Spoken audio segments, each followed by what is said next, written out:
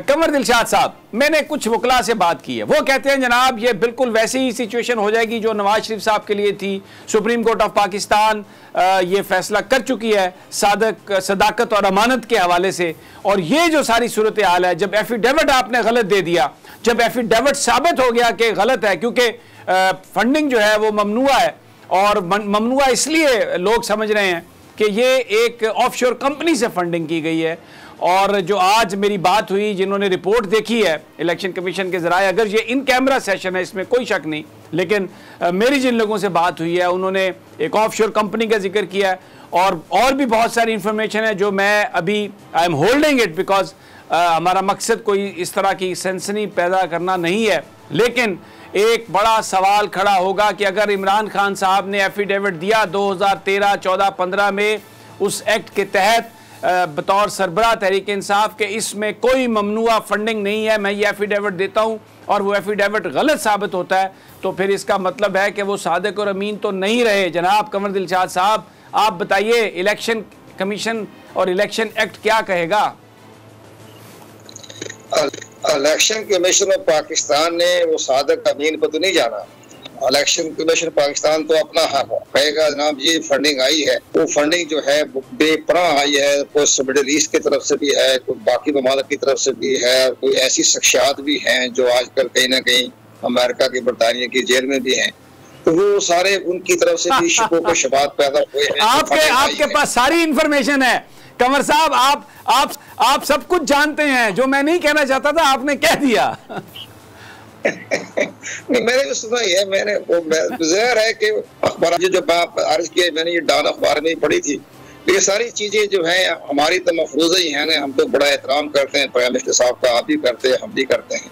तो वो मामला तो ये होता है कि प्राइम मिनिस्टर साहब को सही हक़ाइक़ नहीं। मैं आपको ये बताऊं, एक सलीम इब्राहिम साहब, प्राइम मिनिस्टर साहब को 7 साल से गुमराह किया जा रहा है। उनके एडवाइजरों ने, उनके जो आईनी और कानूनी माहिरीन थे, उन्होंने सही हालात नहीं बताए। उनको यही कहते रहे जी ये सदर रजा साहब हमारे खिलाफ हैं, वो इस तरह की तावीलें निकालते जा रहे हैं। सदर रजा साहब ने भी अपने पूरे 5 साल पूरे कर लिए।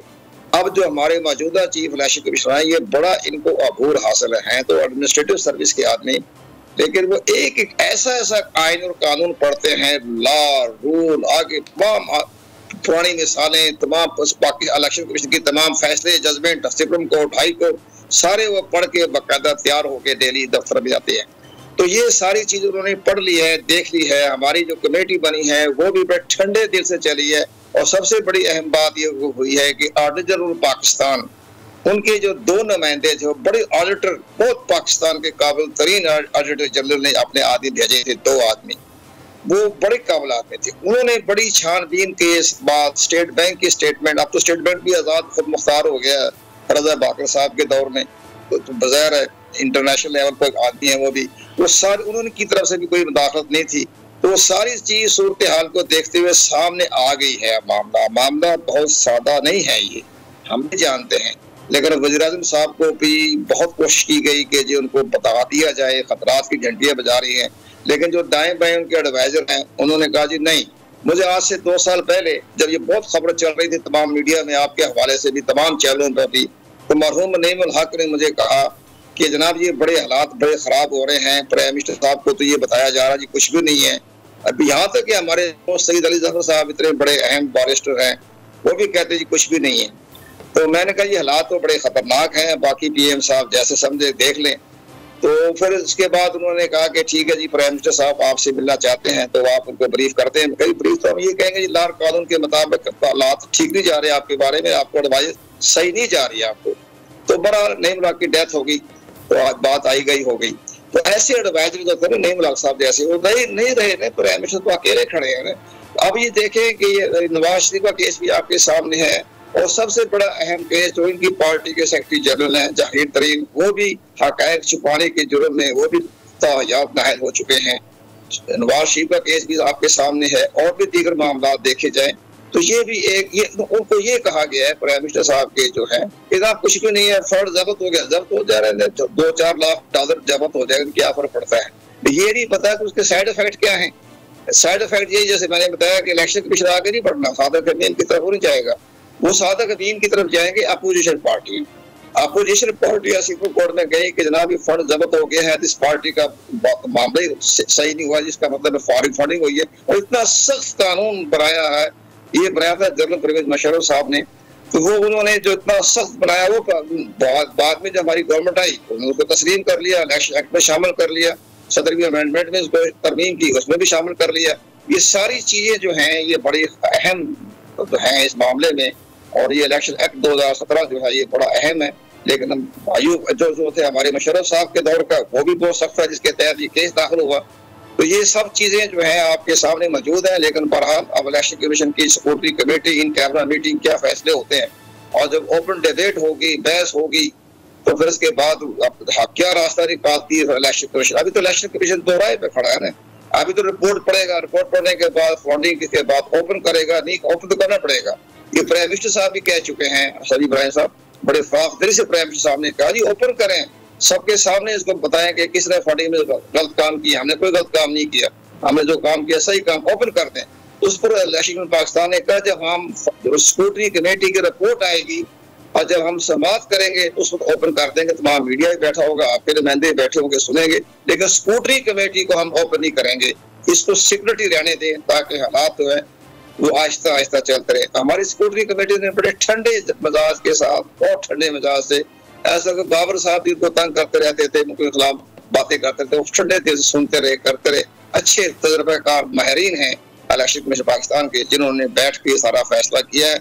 अब इलेक्शन कमीशन पाकिस्तान ने अहम फैसले करने हैं, तो वही इलेक्शन, इसका फैसले का असरात आइंदा इंतखाबात भी पड़ेगा। बहरहाल आप ये बात सही कह रहे हैं, आप कमर साहब आपकी बात बिल्कुल दुरुस्त है, क्योंकि ये एक ऑफशोर कंपनी का अकाउंट है और इसमें जो अमाउंट है वो करोड़ों में है। और जिस शख्सियत ने ये ऑफशोर अकाउंट बनाया था उनकी कोई शोहरत भी अच्छी इसलिए नहीं है कि वो मुख्तलिफ चार्जेस हैं, गिरफ्तार हैं, और कराची के लोग तो उनसे बहुत ज़्यादा तंग रहे। डॉन अखबार की रिपोर्ट में उनका नाम भी आ चुका है, वो जो आरिफ नकवी साहब हैं उनके हवाले से बात की जा रही है, जो अबराज के जो चीफ थे। अब ये वो जो ऑफशोर कंपनी से आने वाले जो पैसे हैं वो ममनुआ फंडिंग की उसमें आते हैं।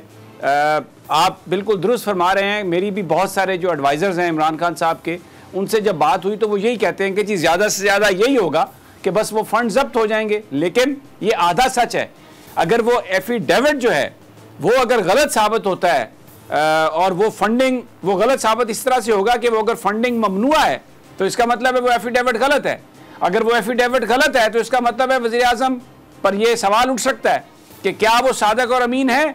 ये वही सवाल है जो नवाज शरीफ कहते थे कि क्या हुआ, एक सिर्फ छोटा सा अकाउंट था जो मेरे बच्चे की कंपनी में था, तो मैंने उसका जो अकामा था उसका जिक्र नहीं किया था, मैं अपने बेटे की तनख्वाह लूँ या ना लूँ। लेकिन हकायक छुपाए गए, इस बुनियाद पर फैसला हुआ। तो यहाँ पर भी ममनुआ फंडिंग के बारे में ये कहा गया कि जनाब ये ममनुआ नहीं है, हकायक छुपाए गए। तो एफिडेविट, इस पर बड़ा एक सवाल उठ सकता है, ये बड़ा एक संगीन मामला है।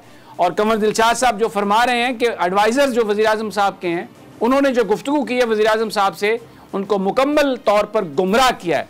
ये एक बहुत संगीन ये एक मामला बन सकता है उनके लिए, जनाब वज़ीर आज़म साहब के लिए। वक्त कम है मेरे पास, लेकिन मैं कंवर साहब आपसे एक और सवाल करना चाहूँगा। ये जो EVM के हवाले से है, अब लोकल बॉडीज़ इलेक्शन पंजाब में, पंजाब गवर्नमेंट ये कहती है कि जी ये EVM के ज़रिए करवाया जाएगा, तो इलेक्शन कमीशन के पास तो ऐसा कोई सिलसिला नहीं है इतनी जल्दी लोकल बॉडीज़ इलेक्शन वो करवा लें EVM पे। तो फिर ये तो एक ऐसा लगता है कि पंजाब हुकूमत इलेक्शन करवाना ही नहीं चाहती कि उन्होंने एक ऐसा खाता खोल दिया इसमें सारा। खुशकिस्मती से वजीर आजम की टीम में भी बड़े पाए के वजीर भी हैं। तो जनाब शिबली फराज साहब ने पंजाब गवर्नमेंट के इस एक्ट के बारे में अपने शदीद तहफ़्फ़ुज़ात का इज़हार करते हुए कहा है कि जनाब आप लोकल गवर्नमेंट के इलेक्शन इलेक्ट्रॉनिक वोटिंग मशीन पर नहीं हो सकते, ये सिस्टम ही अलग है, वो पैनल बनता है, वो पैनल नहीं होता इलेक्ट्रॉनिक वोटिंग मशीन में। तो ये पहले ऐसे शिबली फराज साहब जैसे है वजीर जो कि सही मशवरा देने वाले हैं, तो उन्होंने कहा जी मैं बात करूंगा उस्मान बुज़दार से कि जनाब ये इसको शामिल ना करें।